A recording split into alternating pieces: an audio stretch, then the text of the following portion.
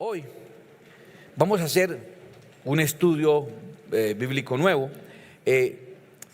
Yo he pensado, personalmente, yo quiero contarles que esto que hacemos aquí, a mí personalmente, y lo digo con respeto a lo que usted piense, a mí no me parece justo y correcto llamarlo sermón o llamarlo predicación, ¿cierto? Me gusta como algunos lo llaman clase. Ay, la clase de hoy. Me parece que es eso, una clase. Incluso no me molesta cuando algunos me dicen profesor. Pues no encuentro mucha diferencia a un título u otro, que pastor, que no sé qué, profesor, que tal cosa. Está bien, profesor. Me dicen hasta padrecito a veces a la salida, ¿no?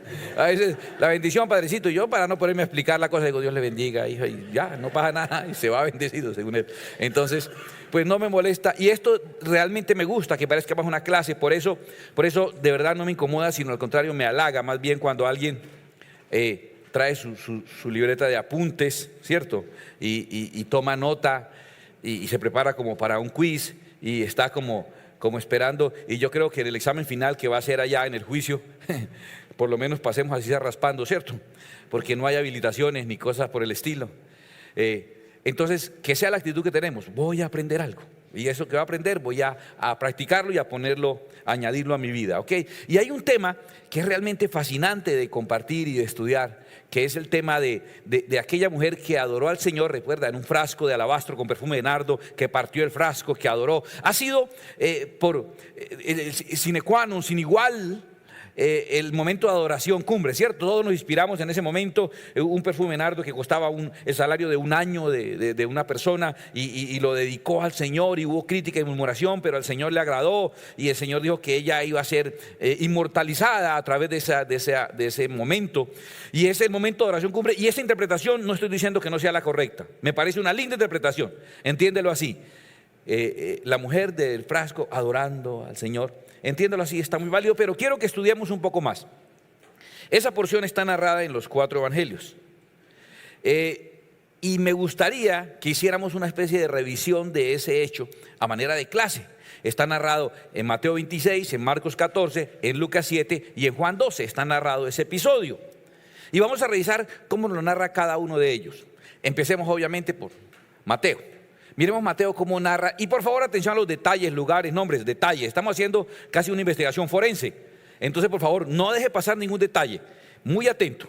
Mateo lo narra de esta manera. Mateo 26 dice: y estando Jesús en Betania, tome nota, lugar, Betania, sí, en casa de Simón el leproso, personaje, Simón el leproso, ¿cierto?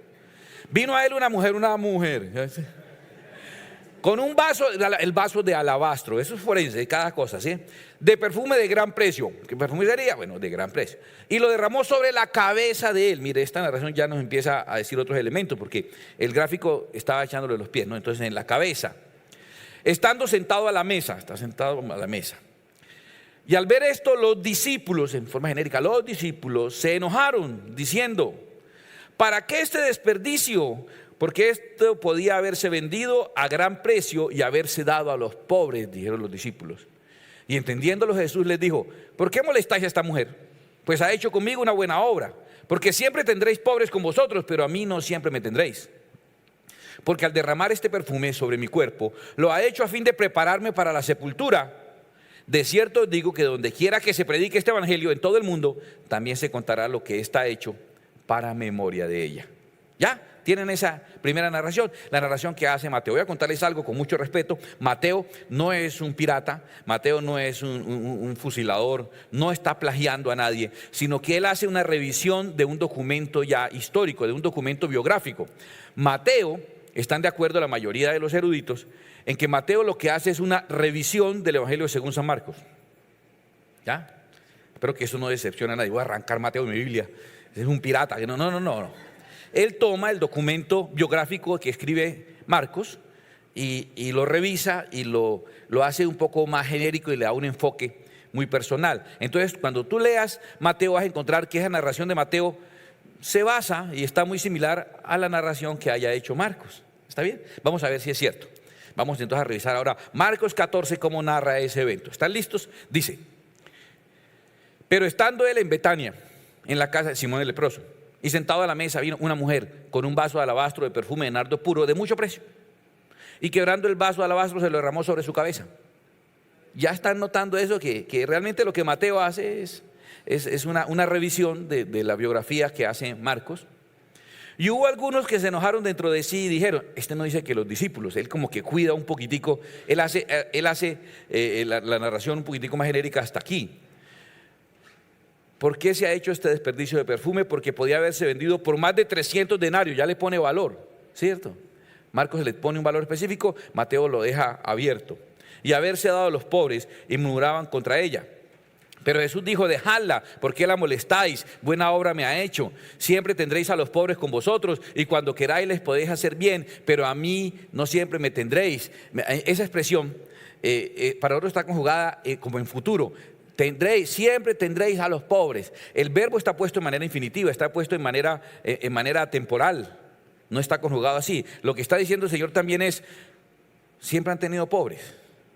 Ahora, esta crítica me gusta, hay algo de sarcasmo y me fascina el sarcasmo inteligente, me fascina, hay que ser muy inteligente para ser un buen sarcástico. Para ser un chambón es fácil, pero para ser un buen sarcástico hay que saberlo hacer y saberla leer, ¿sí? Me gusta porque Jesús les está diciendo, bueno, 300 denarios, están preocupados, hubiéramos podido dedicarlo a los pobres, ¿cierto? Pero siempre han tenido pobres y no los he visto hacer nada. Es más, hace poco yo preocupado por los pobres que no tenían comida ni bebida y estaban escuchando la palabra, les dije, denle comida a esta gente. Y Andrés me dijo, Señor, 200 denarios no alcanzarían. O sea, tal vez tengamos en el fondo dinero, tal vez tenemos 200 denarios, pero ¿cómo vamos a gastar el dinero en repartirle comida a los pobres? Pero ahora con el perfumito de la señora sí les antojó hacer obra social. Con la plata que tienen, no. A mí personalmente me fastidia y le digo, toda esa gente que se pone imagen de preocupación social y toman lo que ellos dan y viene y se lo da a los otros. Pues deje que se los den los que ofrendaron, más bien directamente, y deje aparecer en la foto y deje de figurar. O si no trabaja y de lo que usted produce dele, verás que no dan, de ellos sí no dan nada. Entonces Jesús lo que le está diciendo no solamente tendréis siempre a los pobres, sino lo que está diciendo, ya saben cuánto vale el perfume y todo. El precio es correcto, pues. Ya lo cotizaron y todo. Entonces, ¿por qué no le dieron eso a los pobres? Y él dijo, pero han tenido pobres siempre. Y la vez que tocaba invertir 200 denarios en pobres, me tocó fue a mí multiplicar una canastica de comida, porque ustedes más amarrados que un tamal. No soltaron nada. 200 no. Ahora sí quieren hacer obra social con el perfumito que la señora me trajo a mí. Que ustedes no dieron nada para el perfumito, ella se lo ganó todo, no sabemos cómo, pero se lo ganó. Y me lo quiere regalar a mí, y ahí sí les antojó hacer obra social. Vea qué curioso. Pero con lo de ustedes sí no les da por hacer obra social. ¿Entiende más o menos la forma en que Jesucristo está diciendo, siempre tendréis a los pobres con vosotros? El verbo no está en futuro, está diciendo, oye, pero pobres siempre ha habido. Y no lo he visto hacer así muchas cosas por los pobres, que digamos. Y luego dice, esta ha hecho lo que podía porque se ha anticipado a ungir mi cuerpo para la sepultura. De cierto os digo que donde quiera que se predique este evangelio en todo el mundo, también se contará lo que está hecho para memoria de ella. ¿Ok? Bien la de Marcos, ¿sí notaron eso? Notaron que Mateo es como una revisión de Marcos, lo notaron en la lectura y lo van a notar siempre que lean. Déjenme pasar a Juan. Porque soy así, ¿sí? No me gustan las cosas muy estructuradas comúnmente. Entonces pasemos a Juan, después voy a entender por qué vamos a pasar a Juan. A ver, Juan, la narración de Juan. ¿Recuerdan quién era Juan? El discípulo amado. ¿Recuerdan que en la crucifixión estaba Jesús y estaba María y está Juan y le dice, mujer, ahí tu hijo, hijo de tu madre, ¿cierto? ¿Por qué Juan estaba ahí en la crucifixión? Porque fue más fiel que cualquiera de los demás, sí, pero también porque era tan joven que no corría riesgo de estar en ese lugar. Los demás podían ser arrestados y puestos en la cárcel. Él era casi un adolescente. ¿Qué era Juan? Juan era un chicle. Juan era el intenso, el cansón, el pegado a Jesús. Se quedaba dormido ahí sobre el regazo de Jesús, estaba dando una clase y él se dormía y quedaba ahí el pelado. Terminaba la clase y estaba Jesús leyendo y él con la quijada en el hombro. Era así, era tan pegado a Jesús en todas partes que la gente decía, el consentido. Mira, cuando Jesús les advirtió a los discípulos, dijo, de cierto os digo que el pastor será puesto preso y las ovejas serán dispersas y vosotros os escandalizaréis de mí. La preocupación de Pedro no fue, ay, no puede ser que lo arresten. Señor, no puede ser que seamos dispersos. No, Pedro lo que dijo fue, ¿sí? ¿Y qué vamos a hacer con ese? O sea, Pedro dijo, no me le irán a chutar a mí, ¿no? Porque Pedro era osco, así, no me toque, deje esas cosas, sea serio. Sí, él no era así como el Señor que toleraba a Juan, porque Juan era un niño prácticamente. Entonces la narración de Juan, por no ser un hombre osco, hecho y derecho, es una narración muy ingenua, muy infantil, muy niño. Es más, yo voy a decirlo con respeto, la narración de Juan es como una narración de una señora. Lujo de detalles, ¿sí? Los señores somos muy secos. ¿Cómo estuvo el culto esta mañana? Bien. Bien. Semanas ensayando, compositores de canciones, los muchachos haciendo un montaje, toda la logística aquí, multimedia, sonido, una investigación para una conferencia y bien. Cuidadito ahí, al menos dice muy bien, ¿no? Se gasta otra palabra. No, una señora no. Una señora enriquece con detalles. La señora dice, ay, yo vi al pastor como más morenito. Estaba aquí así, la correa y la salía con los zapatos. Las señoras, para los señores estuvo bien. ¿Sí me entiende? Esa es la forma. Mire Juan, cuando quiera leer algo más, desde un ángulo un poco más personal, léalo en Juan. Juan es delicioso. Mire cómo Juan lo narra. 6 días antes de la Pascua, ¿los demás dijeron la fecha? No, o sea, detalles. Esos detalles a la señora les fascina. Les fascina. Les fascina cuando la narración da detalles. Es más, les fascina cuando la narración no solamente da detalles, sino que pone entre paréntesis opiniones personales. Cuando la comunicación la enriquece con opiniones personales también. Entonces dice, 6 días antes de la Pascua, vino Jesús a Betania, donde estaba Lázaro. ¿Eso lo dijeron los otros? Ah, mire, donde estaba Lázaro. Pero, ¿cuál Lázaro? Ah, el que había estado muerto. Ah, ya. Y a quien había resucitado de los muertos. Y le hicieron allí una cena. Ya no dije por qué es que estuvo allá. El otro dije que estaba en Betania. Pero fue que le hicieron una cena, una celebración al Señor. Ahora dice, Marta servía. O sea, ¿quién preparó el sacocho, pues? No, ya a Marta. Esa sazón de Marta. Entonces llevaron a Marta y cocinaban. Y Lázaro era uno de los que estaban sentados a la mesa. Mire, ya le describió el lugar. Entonces, no dice una mujer, dice María. Ya habló de Marta, María, entonces entendemos que es Marta y María de Betania. Mire, tan lindo Juan, ¿cierto? Yo sé que le va a fascinar leer mejor Juan de aquí para adelante. Entonces Juan dice, entonces María tomó 1 libra de perfume, no de perfume de gran precio, el perfume era de nardo puro. Mire los detalles del hombre, de mucho precio, y ungió los pies. Ahora dice los pies, los otros dicen la cabeza, y los enjugó con sus cabellos. Y ahora dice, y quedó oliendo riquísimo. La casa se llenó del olor del perfume. Los otros no se fijaron en ese detalle.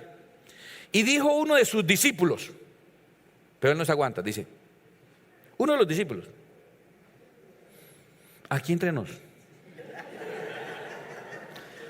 no le digo por chisme, sino para que ore, fue Judas Iscariote. ¿Cuál Judas? El hijo de Simón. Vea el apellido. Sí, ¿cuál es? Pues el que le había de entregar. Mire todo lo que contó. Dio el nombre que era el papá y que iba a hacer. O sea, ¿cierto? Lo disfruta más la señora así, ¿cierto? Más rico esa información. ¿Por qué no fue este perfume vendido por 300 denarios y dado a los pobres?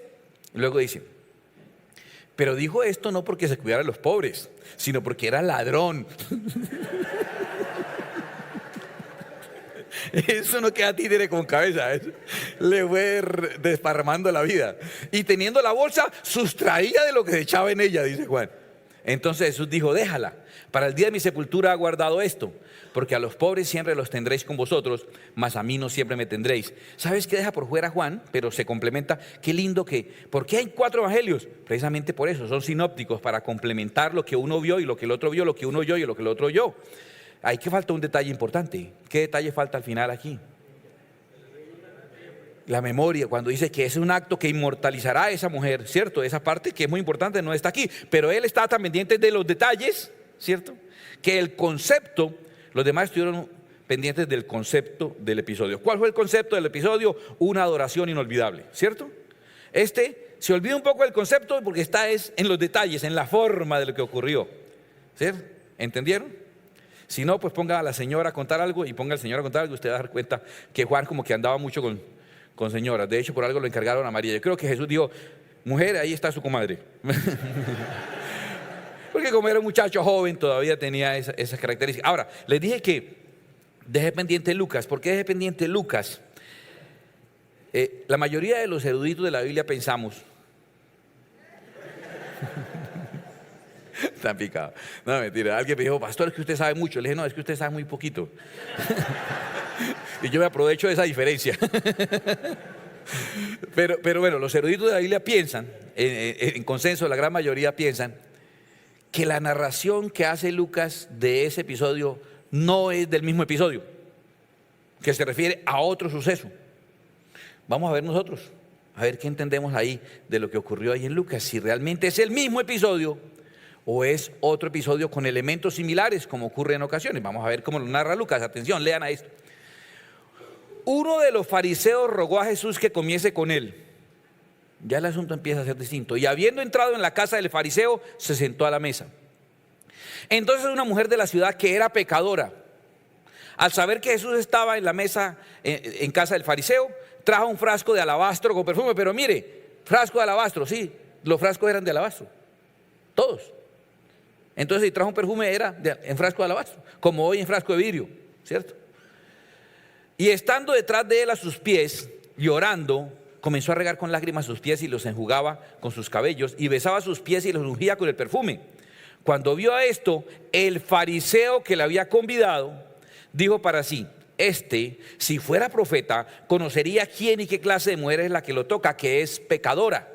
Entonces respondiendo Jesús le dijo, Simón, se llamaba Simón el fariseo. Pero también se llamaba Simón, sí, como el 50% de los hombres. Es como decir Juan y José, ¿sí? Perdón, Juan y José, ¿no? Pero sí, son nombres muy genéricos, ¿no?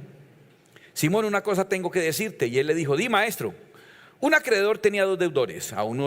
El uno le debía 500 denarios y el otro 50. Y no teniendo ellos con qué pagar, perdonó a ambos. Di pues, ¿cuál de ellos le amará más? Respondiendo Simón dijo, pienso que aquel a quien perdonó más. Y él dijo, rectamente has juzgado. Y vuelto a la mujer dijo a Simón, ¿ves a esta mujer? Entré en tu casa y no me diste agua para mis pies. Era un protocolo. Si era alguien bienvenido a la casa, le daban para enjuagarse los pies cargados de polvo por el recorrido. Dice, mas esta ha regado mis pies con lágrimas y los ha enjugado con sus cabellos. No me diste beso. Mire, ni siquiera los saludaron a la entrada. Mas esta desde que entré no ha cesado de besar mis pies. No ungiste mi cabeza con aceite para hacerlo sentir a alguien importante. Mas esta ha ungido con perfume mis pies. Por lo cual te digo que sus muchos pecados le son perdonados, porque amó mucho. Mas aquel a quien se le perdona poco, poco ama. Y a ella le dijo, tus pecados te son perdonados.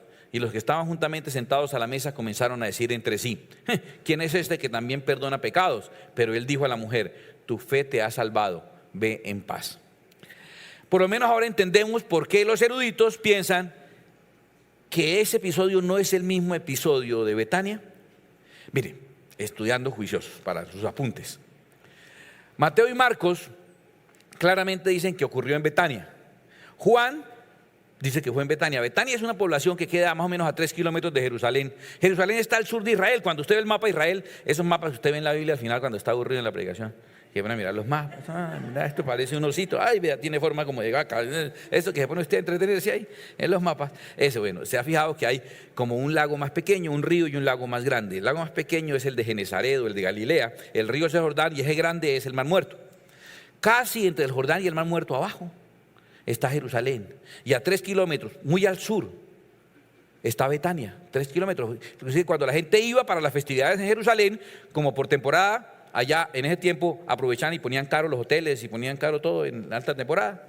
Entonces la gente era terrible en ese tiempo. Entonces, ¿sabes qué hacían algunos? Aprovechaban y se quedaban ahí en Betania a dormir y volvían a Jerusalén a los servicios, a los actos religiosos. 3 kilómetros los camina uno sin problema. Entonces era una aldea ahí al sur. El episodio que narra Lucas ocurre en Naín, en una población allá cerca de Capernaum, muy al norte, en Galilea. El que narra los demás es en Judea y este es en Galilea. a cientos de kilómetros de diferencia. Entonces la primera razón es que los lugares en que ocurren los episodios, la Biblia los narra como sumamente distantes el uno del otro.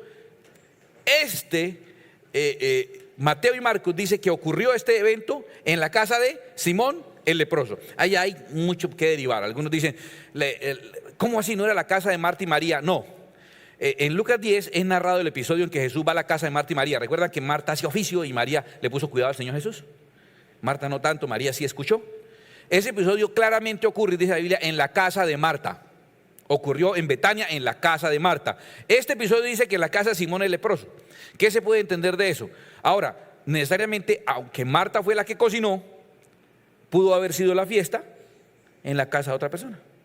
Y ese Simón el leproso, Jesús, Lázaro sentado, parece ser un encuentro de personas que han recibido milagros de parte de Dios. Entonces podría ser más bien un ex leproso, o alguien que fue también sanado y ahora se reúne con alguien que fue ex muerto, alguien que es ex muerto, ¿cierto? Exfinado. Entonces, como una convención de receptores de milagros, ¿cierto? Ahí. Y contrataron a Marta, o le pidieron a Marta que preparara la comida. Podría ser la casa de Simón el leproso. Segunda teoría. Podía ser que la casa donde Marta y su hermana María y su hermano Lázaro vivían era conocida como la casa de Simón el leproso, quien debía haber sido seguramente su padre o el esposo de alguna de ellas si fue casada, que le dio nombre a esa propiedad. Tercera razón por la cual he llamado de esa forma, porque a nosotros ¿qué nos importa dónde haya sido? ¿Sí o no? Pero lo que sí está claro es que una fue en Betania y la otra fue en Naín. Ahora, sin embargo, ¿qué dice Juan de la casa donde fue? Juan no sabe, no responde. Sí, o sea, sobre quién era la casa, porque él está tan preocupado por los detalles, ¿cierto? Que él no le preocupa saber de quién era esa casa, sino cómo ocurrió la cena. Sin embargo, Lucas dice que fue en la casa de un fariseo llamado Simón. Quienes quieren volver un solo evento, entonces dicen, no, pues era una casa que quedaba en Betania, pero que también tenía otra sucursal en Naín. Y era un señor que era fariseo, que se llamaba Simón y se volvió leproso. Pues puede ser, pero toca forzar un poquito, ¿cierto? Ahora, Juan dice, Mateo y Marcos, no en el episodio, sino al comienzo del capítulo dicen que Jesús les habló y les dijo, sabéis que faltan 2 días para la Pascua. Entonces, que ese evento ocurrió, lo de la unción de Jesús por esa mujer, ocurrió 2 días antes de la Pascua. ¿Cuál es el problema? Juan dice que 6 días antes de la Pascua, pero lo que Juan dice es que 6 días antes de la Pascua Jesús se fue para Betania, y lo que los otros dos dicen es que sí, 6 días antes de la Pascua se fue, pero 2 días antes de la Pascua ocurrió lo del episodio de la señora esa. ¿Ya? No hay contradicción. Lo que sí queda claro para todos es que fue en esa Pascua que fue crucificado el Señor Jesucristo. Si considera con nuestros modelos culturales, que fue el viernes, que todos sabemos que no fue un viernes, pero que considera, los eventos, sea como sea, ocurrieron 6 días antes de esa Pascua, o sea, la última semana ocurrió, del último sábado, del domingo a esos días, ocurrió este episodio, la última semana del ministerio de Jesús. Sin embargo, mire lo que pasa con Lucas. Lucas narra que ese evento ocurrió al comienzo del ministerio de Jesús, casi 3 años antes. Entonces, si un evento ocurre a varios cientos de kilómetros y a 3 años de diferencia, es muy probable que no sea el mismo evento. ¿Correcto? Muy probable. Y entonces, ese ocurre al comienzo del ministerio de Jesús. Aquí el entorno en el que hacen la cena, inclusive Juan lo declara muy bien, la cena era en homenaje ¿a quién? A Jesús. Es un entorno de amigos, ¿cierto? Todos como que quieren atenderlo y estar bien con él, y Lázaro está sentado a la mesa y están hablando ahí muy sabroso. El entorno en el que narra Lucas ese episodio, ¿cómo es? Es un entorno no amigos, hostil. Uno es fariseo y no están juzgando. En el episodio de Betania, juzgan a la mujer por haber desperdiciado el perfume. Y Jesús la defiende, dice, ¿por qué la molestan? Pero en este episodio de Lucas, ¿juzgan a la mujer? ¿A quién es que están juzgando ahí? A Jesús. O sea, le dice, ¿qué tal este profeta? Y ni siquiera sabe quién es la niña que está ahí. ¿Qué tal este profeta? Si fuera profeta sabría. Están juzgando a Jesús. Y después cuando Jesús les da un ejemplo y les enseña y le perdona los pecados, entonces ahora ¿qué dicen? ¿Qué tal este es que perdonando pecados? O sea, todo lo que haga está siendo criticado. La crítica que ocurre en el episodio de Betania es la crítica por los 300 denarios. Aquí la crítica la hace Jesús también a ellos diciendo, no me atendieron. O sea, yo llegué aquí como si estuviera colado. Venga a la casa a comer, pero ni me recibieron, ni me atendieron. Se supone que soy un rabino, usted es un fariseo. Yo soy, por lo menos socialmente soy un rabino. O sea, hay unos protocolos mínimos que debieron cumplirse y ustedes no lo cumplieron. Y viene otro y lo cumple y ahí sí les preocupa. Entonces yo les digo que los pecados de ella son perdonados. Cuando dice, ustedes no me atendieron, ellos sí me atendieron, ella sí me atendió, los pecados de ella son perdonados, ¿también qué está diciendo? Y ustedes miren a ver cómo hacen con los suyos, porque a ella les perdonó los pecados. Y precisamente esa es la conclusión, es que lo que ella ha hecho será algo para memoria de ella en Betania. Juan obvia ese pedacito. Mientras que el final del episodio de Naín no fue la inmortalización de esa mujer por su acto de adoración. ¿Cuál fue el resultado final de eso? El perdón de los pecados de esa señora. Wow. Ya más o menos entiende. No estoy diciendo qué tienen que creer ustedes. Usted puede creer lo que quiera. No, sigue siendo el mismo evento, yo creo. Piense lo que quiera. Le estoy diciendo por qué una gran mayoría de eruditos bíblicos consideran que es dos elementos. Los que creen que es un solo evento dicen, hay demasiados elementos parecidos para que sean dos eventos distintos, demasiados elementos similares. Pues yo le digo una cosa, escuche esto. Nosotros aquí en Plenitud sabemos por qué. Que ese evento ocurrió al comienzo, en la primera semana del ministerio de Jesús ocurrió un evento, y mire que en la última semana del ministerio de Jesús ocurrió un evento muy similar. A todo el mundo le extrañará, a un Plenitudis no le puede extrañar eso. ¿Por qué? ¿Nosotros qué sabemos? Sabemos cositas. ¿Qué sabemos nosotros? Sobre eventos que se repiten, eventos similares, los ciclos, correcto. Que Dios tiende a iniciar y finalizar un ciclo con eventos muy similares. Les conté cómo se cuenta un día. Un día se cuenta cuando el sol se pone para los judíos, se esconde en el horizonte. Cuando vuelve a ocurrir el mismo evento, terminó un ciclo que se llama un día. Empieza la primavera, los primeros brotes de la primavera, pasa todo el año. Cuando vuelve a ocurrir el mismo evento, pasa un ciclo que se llama un año. Dios tiende a finalizar todo como se empieza. El candelabro de los 7 brazos es exactamente simétrico. El primero está conectado con el último, el segundo con el anterior y así. La vida es así. Yo les decía, uno empieza la vida dependiendo de otros, sin dientes y usando pañal. Y el que entendió, entendió. ¿Sí? O sea, Dios tiende a repetir para marcar que un ciclo terminaba. Qué lindo que inicia la semana del ministerio de Jesús con un evento y luego se repite muy similar. Si alguien hubiera sido de Plenitud hubiera dicho, maestro, está cerrándose un ciclo esta semana. Eso le hubiera dicho, el más importante en la historia de la humanidad se está cerrando esta semana. ¿Ok? Bueno, hay algo que quiero que se fijen en la narración de Betania, que es en la que quiero enfocarme. Maravilloso, hay cosas, detalles sorprendentes. Por ejemplo, dice, Jesús dijo de ella, está hecho lo que podía porque se ha anticipado a ungir mi cuerpo para la sepultura. Fíjense en ese detalle tan profético. Les pregunto, ¿Jesús, su cuerpo fue embalsamado? A ver, piensen, traten de acordarse. No fue embalsamado. Recuerda que las mujeres que iban a embalsamar, que prepararon los ungüentos y todo, cuando fueron a la tumba el primer día de la semana para embalsamar, ¿qué pasó? No había, el cuerpo no estaba. Se le fue el cliente. Llegaban a embalsamar, no había cuerpo para embalsamar. Jesús había resucitado. Entonces las mujeres no embalsamaron a Jesús. Pero tú dirás, pero acuérdate de José de Arimatea y de Nicodemo, que fueron y reclamaron el cuerpo de Jesús. Ellos lo embalsamaron porque Nicodemo llevaba, escucha, 100 libras de ungüentos y óleos. O sea, un capital, una fortuna. Pero piensa en esto, Jesús muere a las 3 de la tarde. A las 6 de la tarde ya no pueden haber más actividades para los judíos porque empieza el día de reposo de gran solemnidad, el de la Pascua.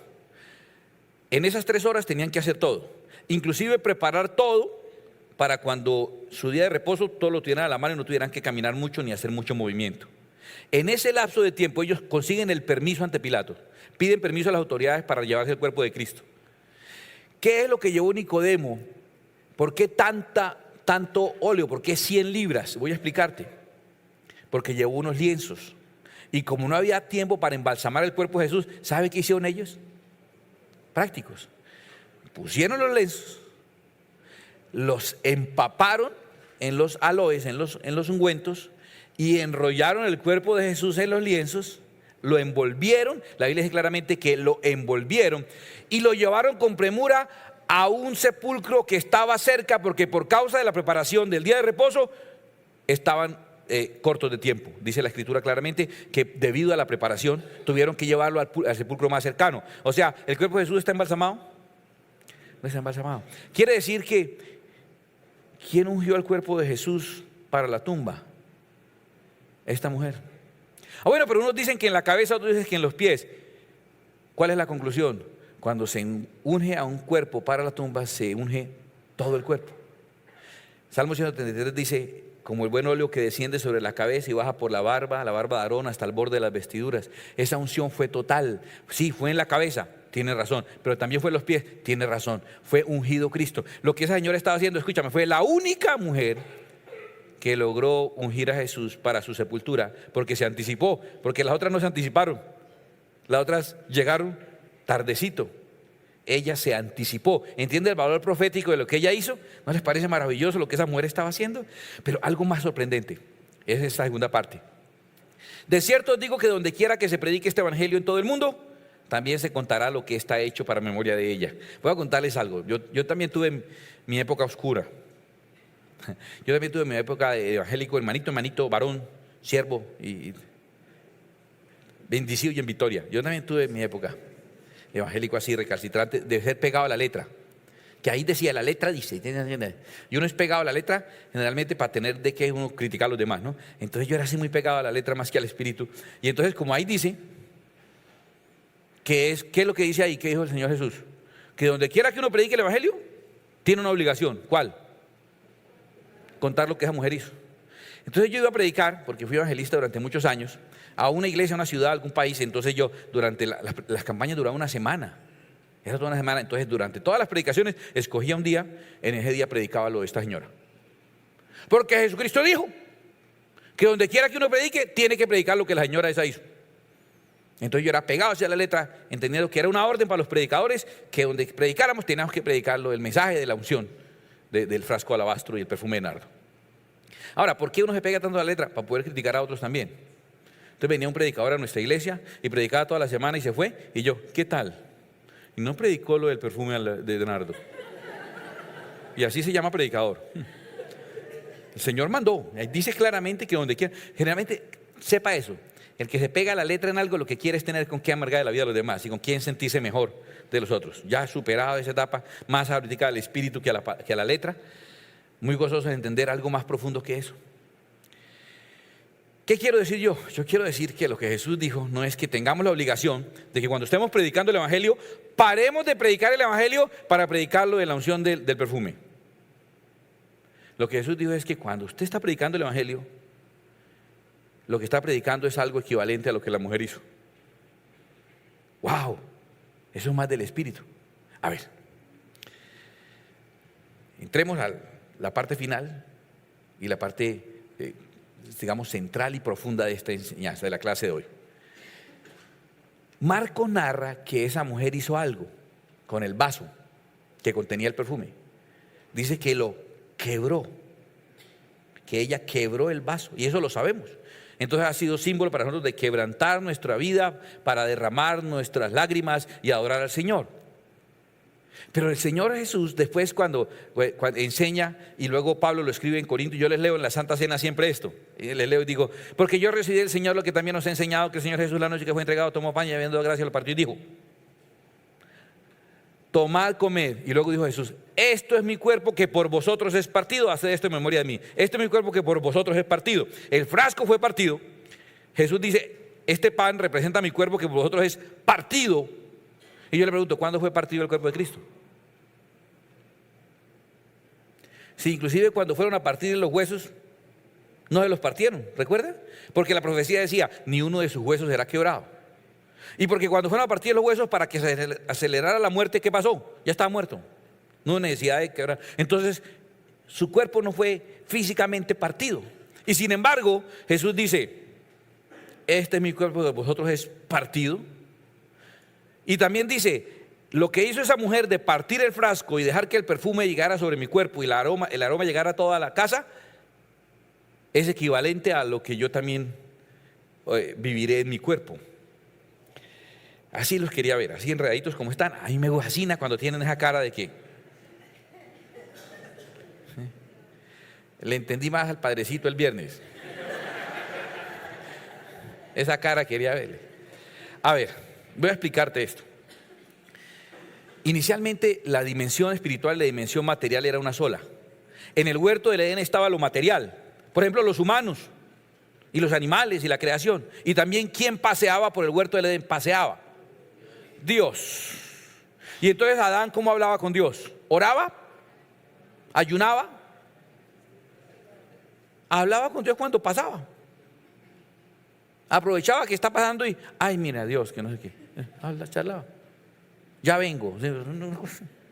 Yo no entiendo eso, es demasiado grande para poderlo comprender, pero sé que las dos dimensiones eran una sola, hasta que hubo pecado. Cuando hubo pecado, esas dimensiones quedaron separadas, drástica y definitivamente separadas.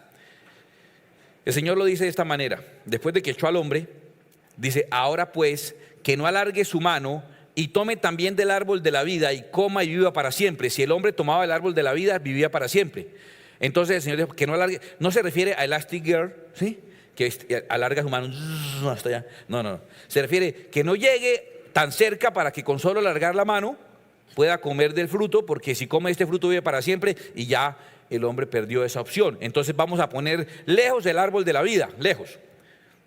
Echó pues fuera al hombre, o sea, a este lado lo dejó, y puso al oriente del huerto de Edén querubines y una espada encendida que se revolvía por todos lados para guardar el camino del árbol de la vida.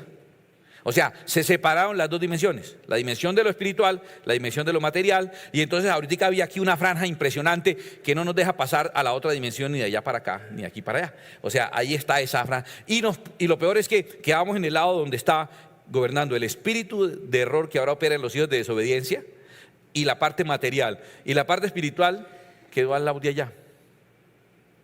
Jesús lo narra también después en la enseñanza del rico y Lázaro. Lázaro, otro Lázaro. O sea, también había muchos Lázaros. Entonces, un Lázaro que era todo enfermito y qué tal, que murió, y el Señor les explica cuando el rico murió, dijo, ay, no, yo quiero pasar para allá, o que vengan para acá, o que me traigan, o que me hagan un domicilio. Entonces Jesús dice, además de todo esto, una gran cima con ese, o sea, un abismo, está puesto entre nosotros y vosotros, de manera que los que quisieren pasar de aquí a vosotros no pueden, ni de allá pasar para acá. O sea, estoy reafirmándoles que la existencia quedó en el mundo material, donde se mueve el espíritu del maligno, porque nosotros lo invitamos y le dimos el dominio de la tierra, separado con una espada de fuego que, pues la pintamos así, ¿cierto? Más o menos puede ser alguna separación muy poderosa, y al otro lado está el árbol de la vida. Y si nosotros alcanzáramos al árbol de la vida, ¿qué pasaría? ¿Qué tendría el que coma el árbol de la vida? Vida eterna. O sea, la vida eterna nos quedó al lado de allá y quedamos aquí al lado donde nos morimos. ¿Cómo hacemos para pasar? No podemos pasar, nada que sea material puede pasar acá, nadie puede ver a Dios y vivir, o sea, no se puede pasar para acá. Pero Jesús dijo, no se puede pasar de aquí para allá, pero tampoco se puede pasar de allá para acá. Quedaron divididos los mundos, quedaron divididos. Entonces, si no podemos alcanzar el árbol de la vida, nos morimos. A no ser que el árbol de la vida venga para acá. Pero el árbol de la vida no puede entrar acá.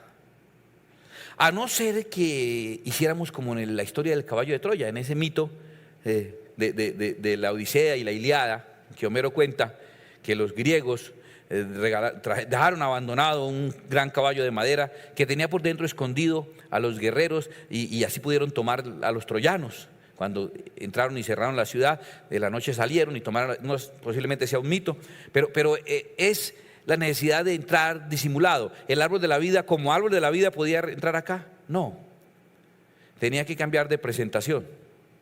Entonces el árbol de la vida vino. Como nosotros no podemos llegar al árbol de la vida, el árbol de la vida vino para acá. Ahora vino en otra presentación, vino en forma humana, se metió en un frasco que se llama cuerpo. Metido en ese frasco está el Espíritu de Dios.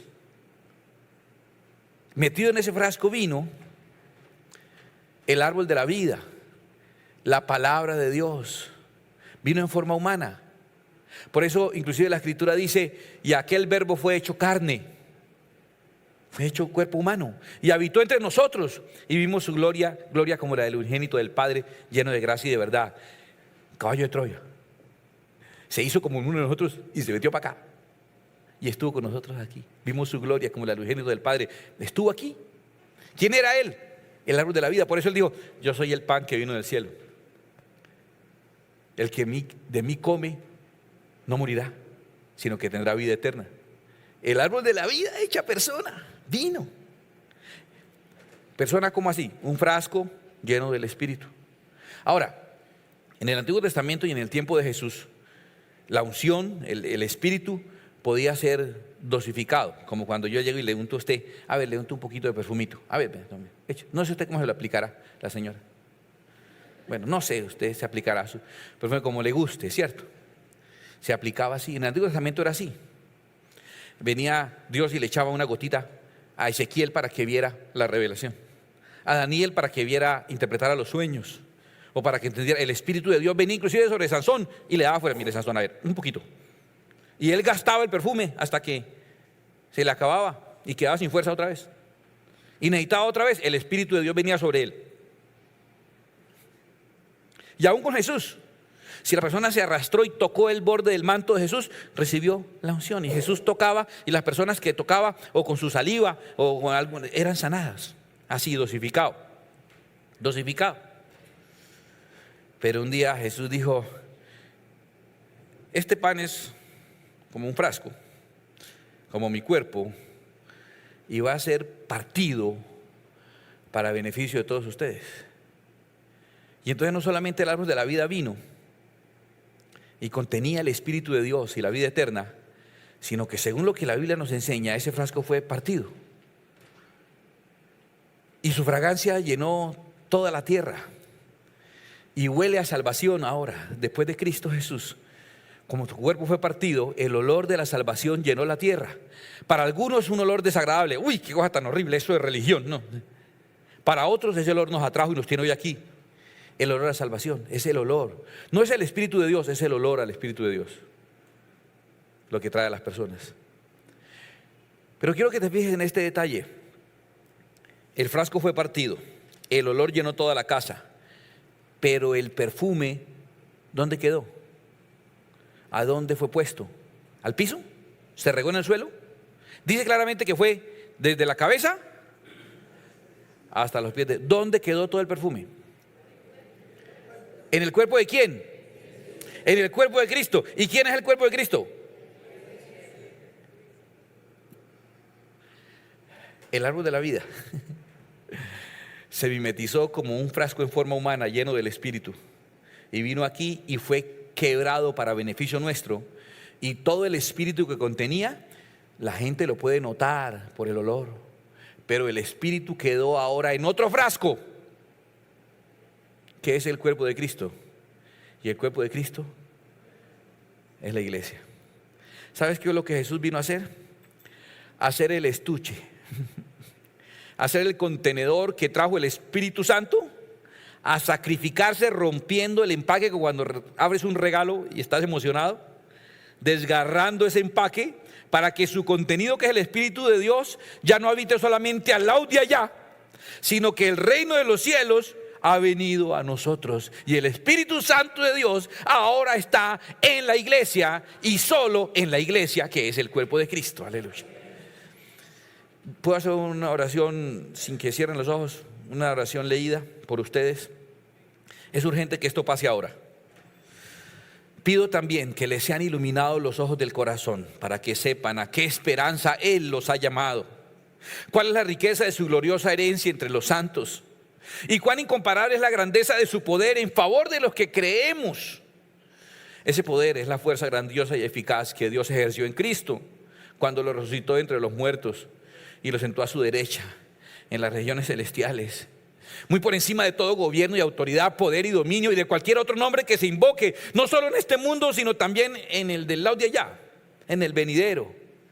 Dios sometió todas las cosas al dominio de Cristo y lo dio como cabeza de todo a la iglesia. Esta, que es su cuerpo, es la plenitud de aquel que lo llena todo por completo. Mire, esto le va a explicar a usted muchas cosas. Dios no quedó contento con esa separación. Envió el caballo de Troya. Envió su árbol de la vida, su espíritu, su palabra hecha persona, semejante a nosotros, conteniendo todo el espíritu. En él habita toda la plenitud de Dios. Y luego lo rasgó para que el olor de salvación llene la tierra entera, pero el contenido que es su Espíritu Santo ahora esté sobre el cuerpo de Cristo, que es su iglesia. Cuando vino el Pentecostés, estaban todos unánimes juntos. Esa era la iglesia que había. Había Dios depurado su iglesia. A 400 personas o más Jesucristo se les apareció y los convocó a que se reunieran a orar. De esos 400 solo 120 fueron, porque esa minoría era la iglesia, y sobre ellos vino el Espíritu Santo. Entonces no tiene que ser la diferencia de dónde voy, cómo se llama mi grupo, que cantan, que dicen, que yo sigo. Tiene que ver es que hicimos llamados. Yo oro para que les sean abiertos los ojos del corazón y ustedes puedan entender, caramba, qué llamado tan impresionante el que Dios me hizo a mí, a ser parte de su iglesia y a ser depositario, contenedor del Espíritu de Dios que habitó en Cristo y que ahora habita en mí. Esa es la razón por la cual yo enseñaba, pastor, yo quiero recibir el Espíritu Santo, ¿qué tengo que hacer? Yo le decía, ayune, ore. Yo le decía, vaya a tal seminario, venga, pongo las manos. Y después entendí, no. Tú pones un dedo separado del cuerpo. ¿Cómo haces para que le circule sangre? No, separado no le circula la sangre, que es el Espíritu de Dios. Tiene que estar pegado al cuerpo. ¿Quieres ser lleno del Espíritu Santo? Sé iglesia. Sé cuerpo de Cristo. Renuncia a tu individualidad.